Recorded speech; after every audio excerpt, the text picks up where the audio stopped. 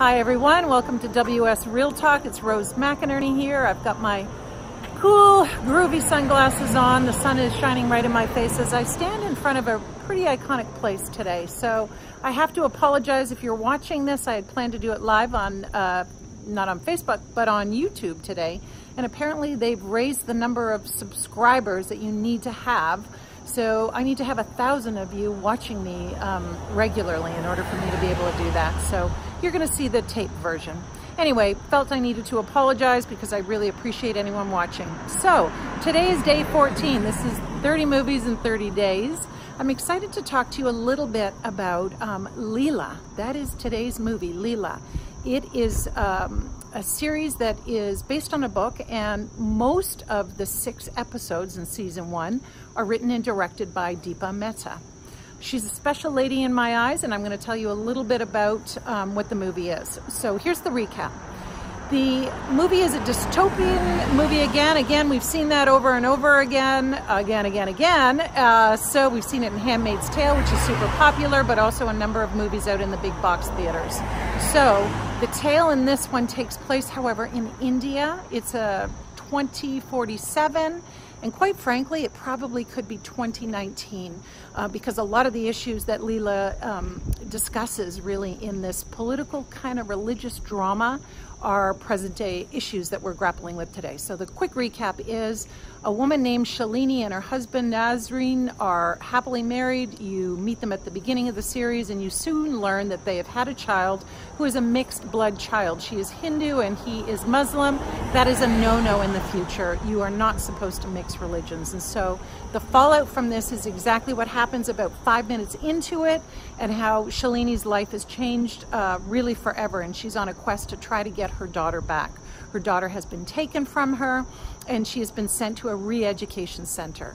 So that is the premise for the show. It's about her actually being Shalini being taken away. Shalini is an up-and-coming actress who is beautiful and fantastic in this, but I digress. I'm getting too far ahead. So anyway, that's the recap. What do I think you already know right now? I love this series. I have read critics' takes on this, and a lot of them think that it doesn't compare to Handmaid's Tale, and I'm going to vehemently disagree. I actually think that it's more relevant and it covers a number of more serious issues that Handmaid's Tale doesn't grapple with. So we do look at the idea not of being sterile in the future, but instead we do look at sex trafficking, the caste system, and of course the pollution, the level of pollution in the future, and then something that we're all going to grapple with on this planet, and we're trying to solve some of these problems now, is water. Water is an extreme shortage. It's a luxury in Deepa's world. So why do I love this? First off, I love the storyline. I think it's rich, it's political, it takes a stand, and in Deepa's words too, it's something that we're grappling with today. So it's super, super relevant, and I love the politics in it. Number 2, the cinematography. It's fantastic. Whoever is doing this, and I don't have his name, I apologize, I did read it. It's wonderful. It's very sort of dark. We go into periods of light, but there's always this haze and this burning. It's a little, anyway, it's just super, super well done, the way the camera roves, and we go in and out. For the most part, number 3, some critics are saying it's a little depressing and there isn't enough bright spots, but I actually think that I am so invested in Shalini's quest to find her daughter that I don't find it black at all, and I'm always cheering for her, of course, as she's trying to find ways to get out of her predicament. So I don't want to tell you much more than that, but it is filled with up and downs, and she does escape from the re-education center. I'm just going to say that, so a little bit of a spoiler there. So I need to tell you a little bit more today. I am standing in front of, and I'm not sure if you can read it, it's probably going to appear backwards here, the Clive Davis Center. The reason I'm standing here is it's a sleepy town of Bedford. It's about 45 minutes outside of New York City. I love Bedford. I've always thought Bedford Falls and It's a Wonderful Life was somehow modeled after this town. It's a place where Ryan, I think it's Ryan Reynolds and Blake Lively live. Clive Davis, I do believe, still lives here. And what I really love about this town is it's so commutable to New York that some of the famous actresses like Katharine Hepburn actually used to, and I'm going to pan around here, used to go and frequent this deli that's across the street there. She was well known apparently for being very particular about what she ordered and the weight of everything, whether or not it was fresh. So very kind of interesting. It's steeped in a lot of history. So when I first moved to the US here in 2001, this was a movie theater where you could always get great popcorn and get a ticket and never worry about something being freshly out and not being able to get in. So I love this. The movie theater closed down a couple of years ago. There just wasn't enough people patroning it.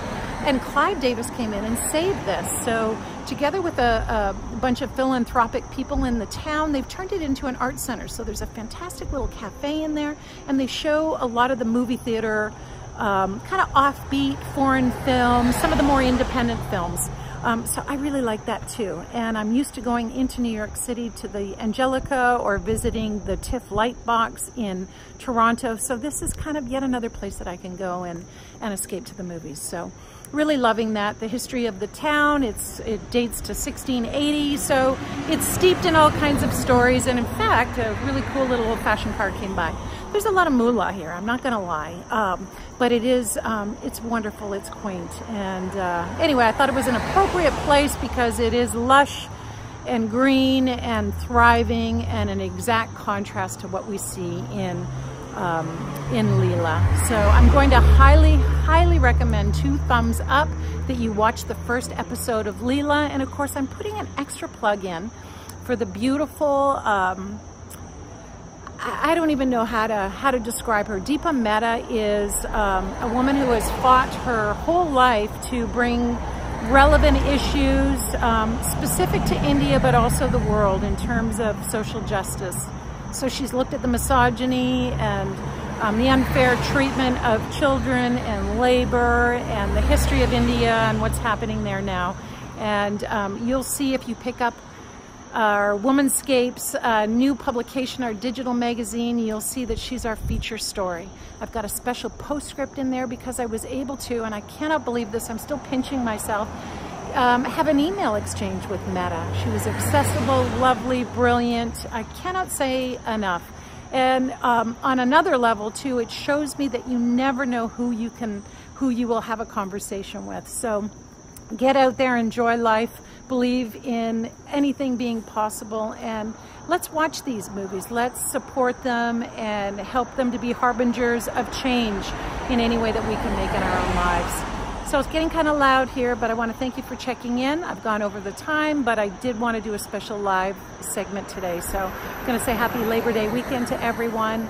Number 14 today. I'm going to see you again tomorrow. But of course, remember on Thursday, September 5th, we get into the Toronto International Film Festival. And then I'm going to be doing a lot of quick shorts and bringing you all kinds of movie reviews so you know what to go and see in the fall when all these movies are released into the public realm. So I want to thank you again. Look for our WS magazine. It's called Cinematics. It's out tomorrow on Monday, the 2nd of September. And have a great holiday, everyone. Take care. Wishing you all the best. Bye for now.